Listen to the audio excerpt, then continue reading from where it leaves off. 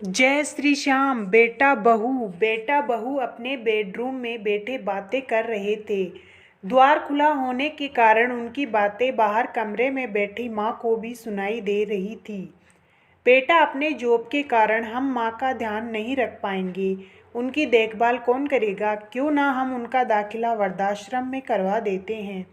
वहाँ पर उनकी देखभाल भी हो जाएगी और हम भी कभी कभी उनसे मिल लिया करेंगे। बेटे की बात पर बहू ने जो कहा सुनकर माँ की आंखों में आंसू आ गए।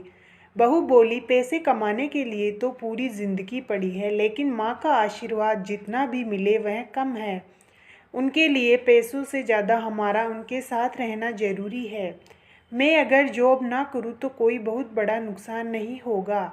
मैं माँ के साथ रहूँगी। मैं घर पर रहकर ही ट्यूशन पढ़ा लूँगी। इससे माँ की देखभाल भी कर पाऊँगी। याद करो, बचपन से ही तुम्हारे पिता नहीं थे। घरेलू कामकाज करके ही तुम्हारी माँ ने तुम्हारा पालन पोषण किया, तुमको पढ़ाया लिखाया, काबिल बनाया। तब उन्होंने कभी पड़ोसन के पास तक नहीं छोड़ा, क्योंकि तुम्हारी देखभाल उनके अलावा कोई अच्छे से नहीं कर सकता था। और आज आप अपनी माँ के लिए ऐसे बोल रहे हो। अब तुम कुछ भी कहो, लेकिन माँ हमारे पास ही रहेगी हमेशा, अंत समय तक।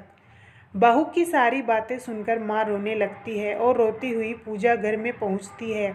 ईश्वर के सामने खड़े होकर माँ उनका आभार मानती है और उनसे कहती है, हे भगवान, तुमने मुझे बेटी नहीं दी। इस वजह से मैं कई बार आपको कितना भला बुरा कहती रहती थी, लेकिन ऐसी भाग्य लक्ष्मी देने के लिए आपका बहुत बहुत आभार। भगवान, जो ऐसी सोच की बहू मिली, आपका लाख लाख शुक्र है।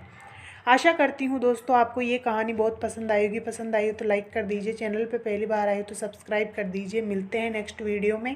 तब तक के लिए bye bye, take care, love you all guys. पूरा वीडियो देखने के लिए आपका बहुत बहुत धन्यवाद।